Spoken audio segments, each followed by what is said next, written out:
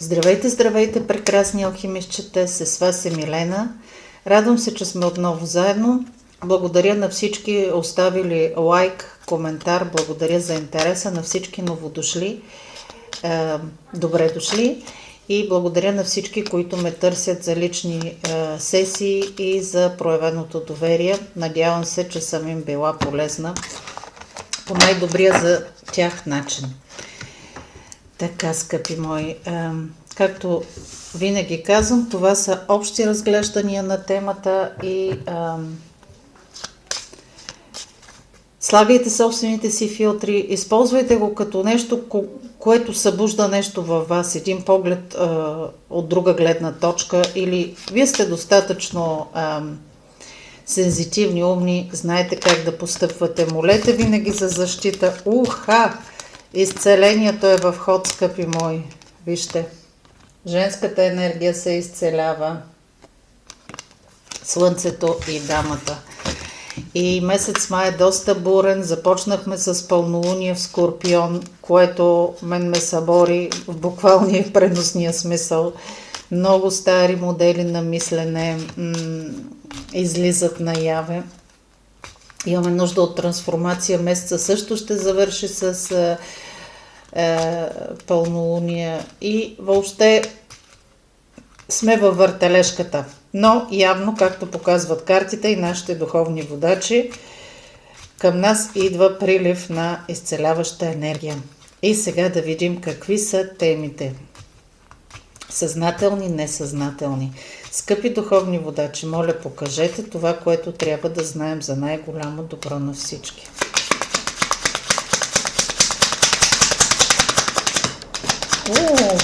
Хвърчи.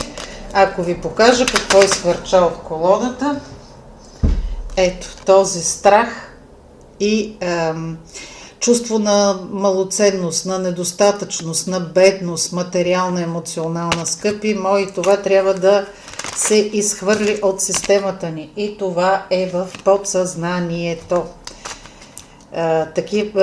Такива подсъзнателни модели, които работят върху такава вибрация, привличат съответно в реалността ни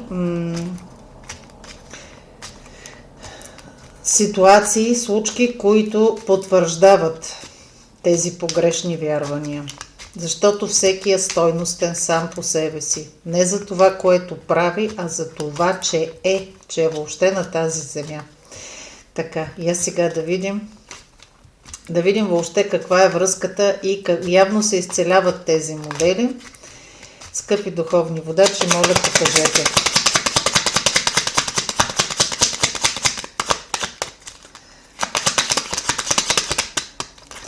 Така. Да, тук излиза господина с мислите с страхове за някакъв човек на сърцето. Скъпите мъже, обръщайте, говоря от името на дамите, те са мнозинство, но вие сте достатъчно умнички и сензитивни, знаете към кое да се причислите. Мислите ви са насочени с страхове, неяснота по отношение на отдалечаване на раздяла с човека на сърцето. Така, очаквате писмо от него и ново начало. И сърцето ви е изпълнено с надежда, с енергия да разцъфти приятелството, живота ви наново. Но мисловните модели, скъпи мои, блокират всичко това да се случи. Я да видим, избирате пътя, който избирате, се е превърнал в един порочен кръг и вървите само по това, което дойде към вас. Ориентирате се към това, което очаквате пасивно. Още една карта изпадна. И няма контакт, няма изживяна връзка в реалността.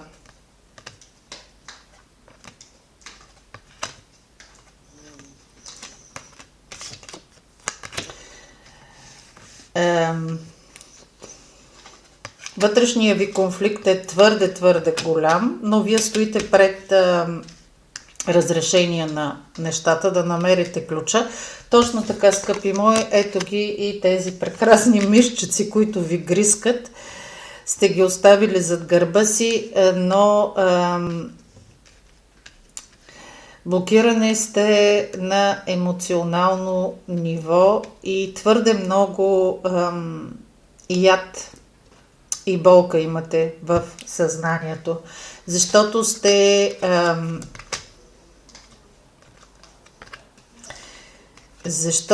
заложили на този човек твърде много и очаквате да дойде всичко от него да ви покаже пътя. И съдбата ви натиска бутоните, особено пълнолунието в Скорпион, и ви излизат като черно на бяло всичките тези под формата на емоции,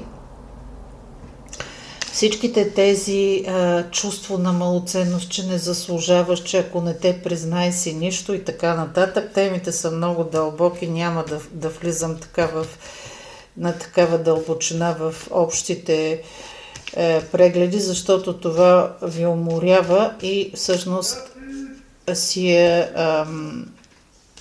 тема за лична сесия.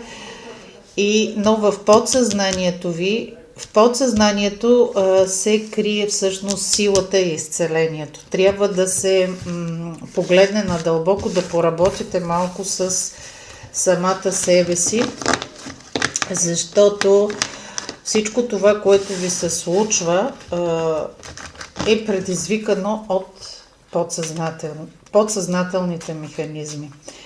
А когато нещо не е осъзнато, то ни ръководи и нямаме никаква сила да направим, нямаме възможността да направим осъзнат избор. В момента, в който го осъзнаем, имаме възможността да вземем друго решение. И то е по въпрос на чувствата, също така финансовото състояние. Хайде сега да погледнем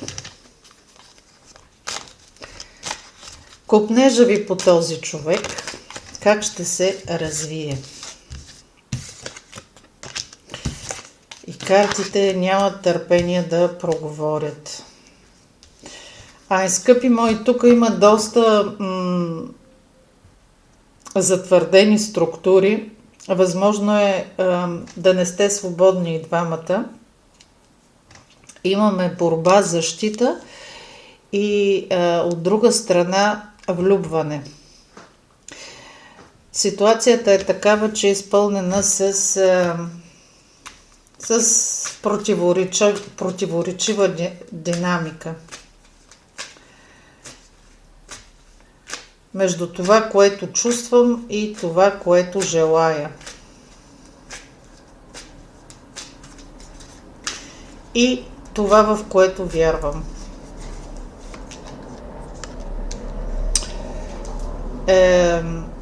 Дами, скъпи дами, вие сте се затворили, за да не загубите това, което имате.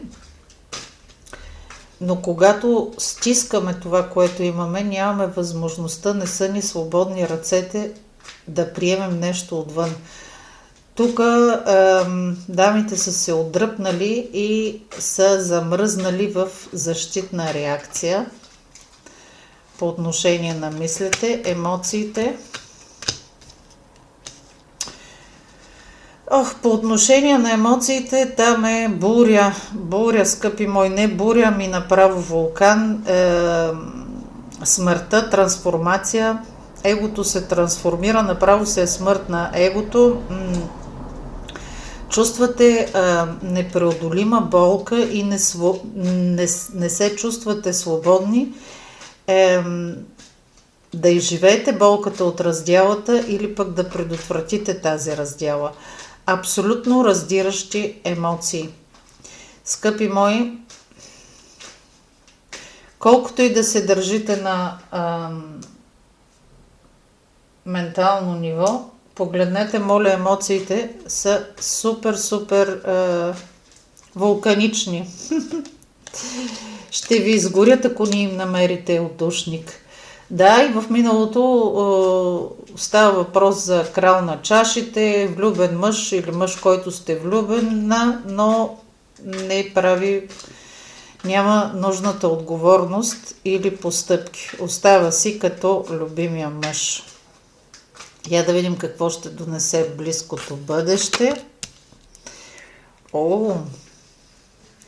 Изпълняване на желанията. Ще поемете жезъла на вашите желания. Ще влезете във вашата огнена енергия или пък някаква такава жена ще изиграе роля в живота ви. Но вие може да бъдете тази жена, ако осветите сърцето си и ако оставите тези емоции да изтекат от вас. Разликата между чувства и емоции е това, че чувство е нещо, което е постоянно, а емоциите са тези, които се появяват. Но всяка задържана емоция, неизживяна, се превръща в блокада, цунами, вулкан, така нататък.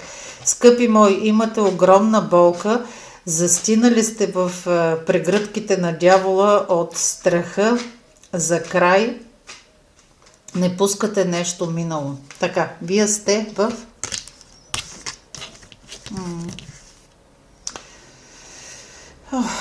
чувствате се измамена, безсилна, просто отдръпнали сте се и се надявате на висшите сили да покажат милостта си към вас.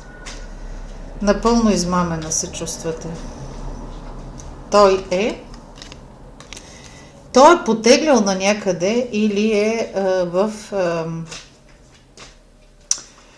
момента обединява някакви противоположни енергии, за да тръгне напред. Я да видим, скъпи духовни водачи, моля, нека да разберем в каква посока тръгва напред.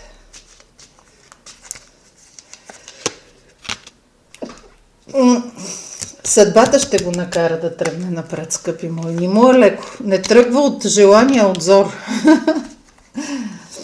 Свързано с семейството, загуба на хармония, на баланс. Нещо ще го изкара от зоната му на комфорт. Човека, за когото очаквате, за когото си мислите, върху който проектирате цялото ви съществуване, в момента е наистина в много неприятна ситуация. Вашите страхове.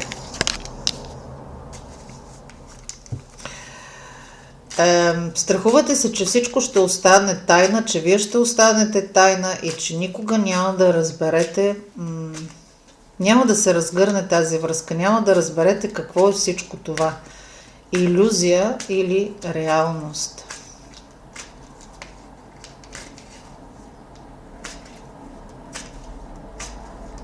И се надявате да разберете истината. Така. А какво ще се случи в крайна сметка? Защита, скъпи мои.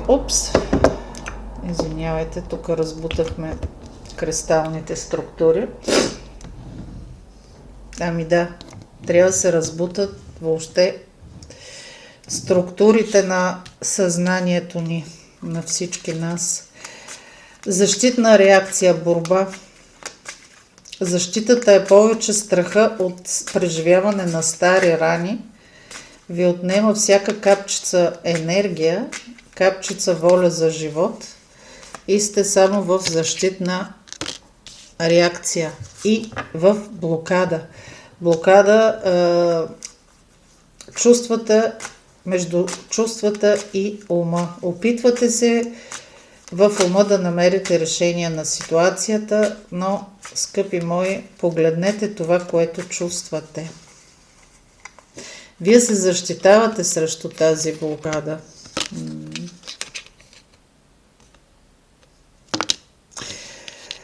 Човека ще трябва да вземе някакво решение, а вие всъщност се защитавате в отбранителна позиция сте и много се страхувате дали той ще направи избор за вас.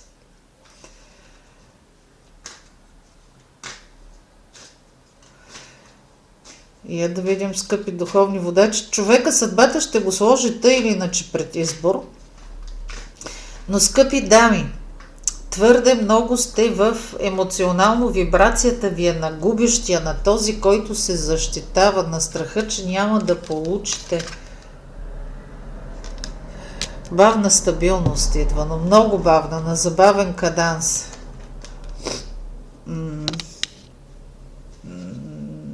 Да. Няма енергия. Тук сте в... Скъпи дами, погрижете се за себе си, за собствената си себестойност, да влезете в позитивна себеоценка, защото мислите ви, моделите на мисли ви съсипват. Тук свързвате тези взаимоотношения с травма, предателство, което не изживявате за първи път. Всичко това ви напомня и копира неща, които познавате. И всъщност този човек, взаимоотношенията ви с него, ви показва като огледало колко много се страхувате. Те нещата пак станаха надълбоко. Няма начин, при мен е така. Тук имаме от детските модели, детските години, травма на изоставяне, травма на отхвърляне, травма на предателство. Скъпи мои, погрежете се за себе си, за личната си стабилност и преди да се получат задвижвания в тези взаимоотношения, работете в насока да дадете стабилността на себе си. Да обърнете фокуса към себе си, а не да го махнете от очакванията някой друг да дойде и да ви изкара от това съмнение, заслужавам ли нещо добро в живота. Съжалявам, скъпи мои, искаше ми се нещо така захаросанко лекичко, но явно месец май, месеца на любовта, ще ни покаже теми, които трябва да се изцелят в... И това е за темата, когато сме били предавани.